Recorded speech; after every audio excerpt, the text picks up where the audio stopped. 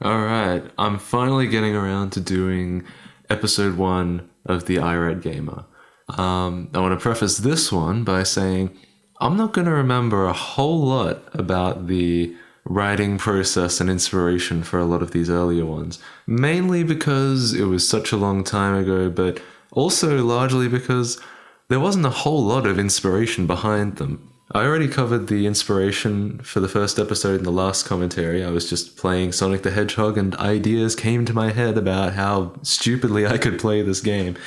And most of the early episodes were just like that. Usually it was a game that I knew about or liked or was playing at the moment, and I was just like, what if I did this? Or what if I mistook this for this? Or something like that. It was just mainly ideas like that.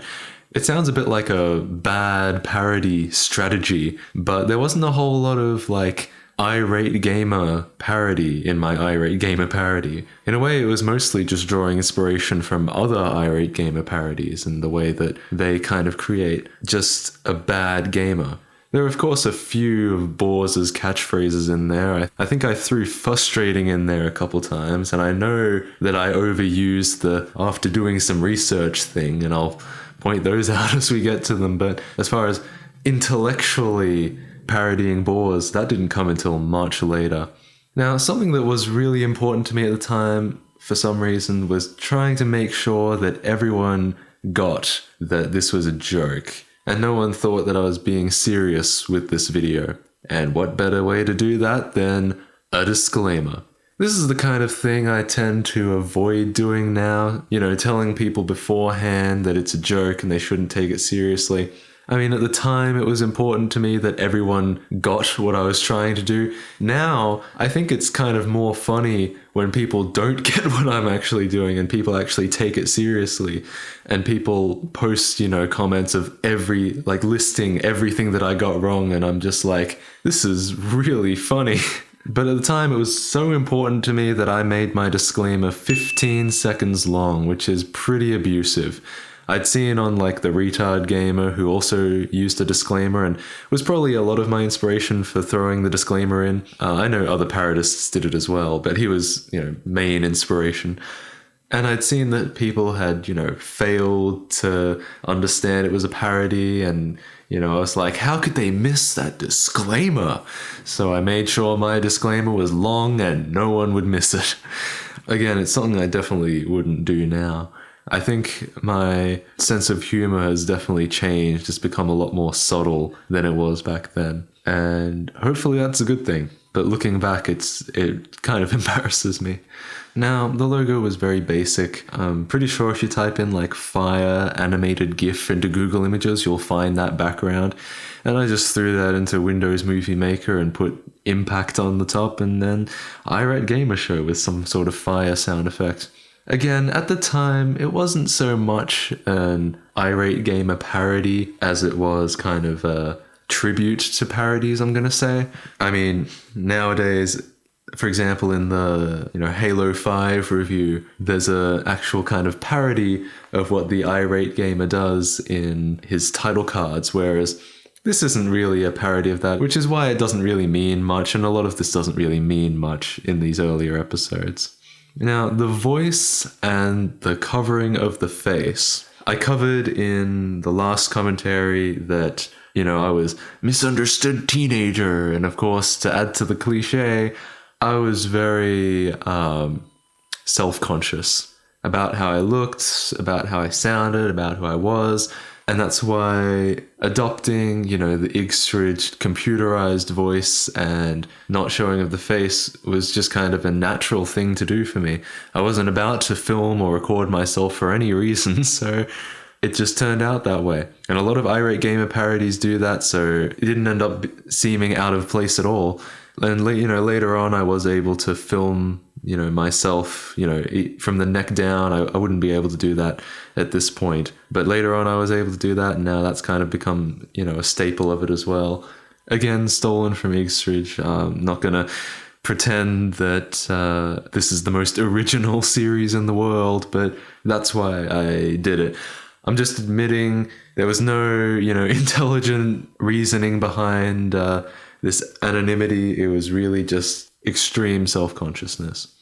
and extreme laziness as well, as this is really just a screenshot from a Boars video with a black box and text put over in MS Paint. The text, that just remember I did you all a favor by covering my face, is, I think it's kind of funny. It's again not the kind of thing I would do anymore. It's a little, whatever the opposite of subtle is for me, and kind of cheesy. And also, I don't think I, of all people, deserve to talk about Boars' appearance, especially when I was so self-conscious. So again, kind of an immature joke, but it's okay, I guess. The gag with fumbling around with the emulator, I remember thinking it was really funny at the time.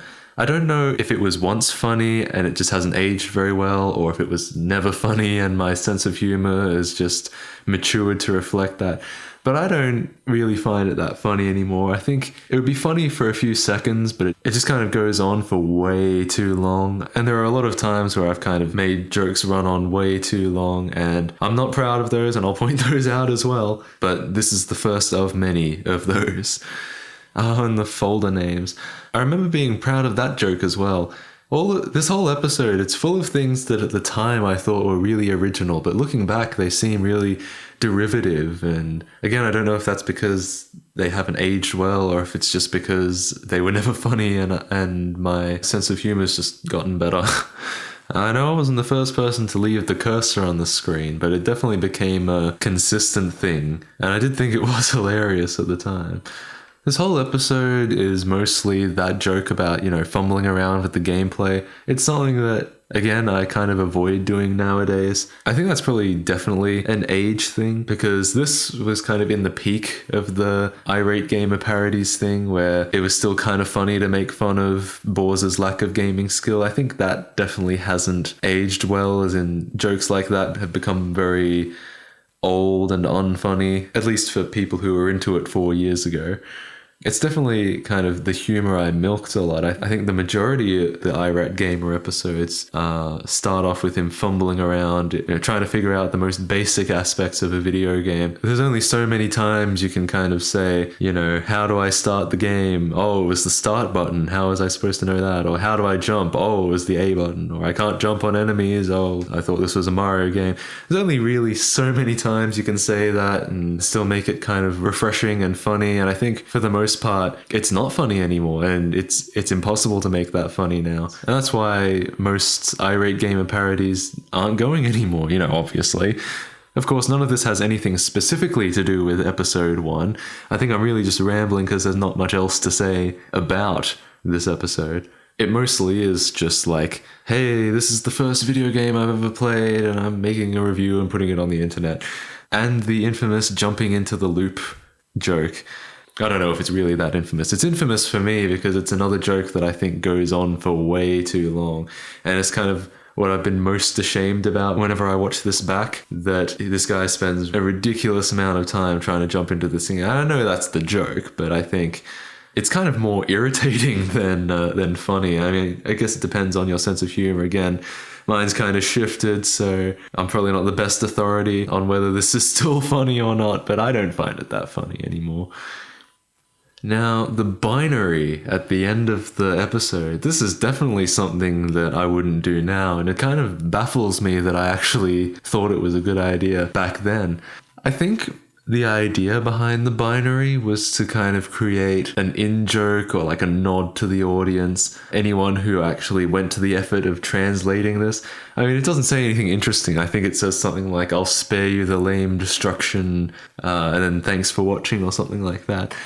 And I don't know why I had this kind of aversion to just writing that in. But I think I think my intention for some reason was to kind of confuse people and then create a nod to the people who would actually translate this and be like, aha, I see what he did there. I don't know. It's, again, this one's, like definitely something I wouldn't do nowadays. And I still don't fully understand why I did it back then. So if you're wondering, why did he do that? Then you're really just as confused as I am. So that's all I'm going to say about this episode. And I know there wasn't actually much on this episode, but I think I covered, my thoughts on this episode. It is kind of the most basic and the most lazy Irate Gamer parody that one could make. The one where it's, pretty much just straight gameplay with, some commentary thrown in and pretty minimal editing. Nowadays, there's, a lot of editing, but this was, I don't even think there were any cuts to the gameplay footage in this apart from the speeding up bit. And actually, I think there's a crossfade somewhere, but, it's definitely not nearly as, I guess, polished as they are now. And a lot of the earlier ones are like that. So I probably covered actually several episodes in this one commentary, but I'll just edit them down if I don't have much to say about those. Anyway, there are some other things I want to bring up. First of all, thanks everyone for the really nice feedback on the first, the 0th episode. I wasn't sure, how all that like personal backstory would go down, because I think this is the first time I've ever like properly spoken to the Irat Gamer viewers, but it seems like people took it really well, so I'm glad. I'm very thankful for that. And I'm going to go through the comments and just try and answer a few things. One guy has asked a few times where the voice I use comes from. Not my voice, but the voice I use. The voice is called Bruce, and it's one of the default voices on Mac OS X. I had the option of like 3 voices, I'm pretty sure. There was Alex, which was way too clear and way too articulate to really be a Boar's voice. There was also Fred, which was very much like an old computer voice. Like it sounded like, I'm a computer voice and I'm hard to understand. And I was just like, definitely not. And the last one was Bruce, which was this kind of hybrid. It was, it was clear to understand, but it also sounds like there's something wrong with him. And I really like the comment that someone posted here, the one that says, it sounds like the Irate Gamer quarter tire in his throat. Yeah. I thought that was really funny, because it totally does. But that's where the voice comes from. It's it's not obscure or anything. I'm pretty sure it's on any Mac computer if you ever use one. And that's how I do them. And finally, like the day that I uploaded the first or the 0th Irat Gamer commentary, the commentary with 1176 and Samurai Karasu went up, where they, basically tore Retard Gamer apart. I'll be honest, they did make it seem very unappealing. All I really have to say is that if they even bother to touch on my earlier parodies, good God, they're so much worse than the Retard Gamer. Anyway, I hope this has been informative and enlightening for all, and everyone looks forward to the next one. So yeah, thanks.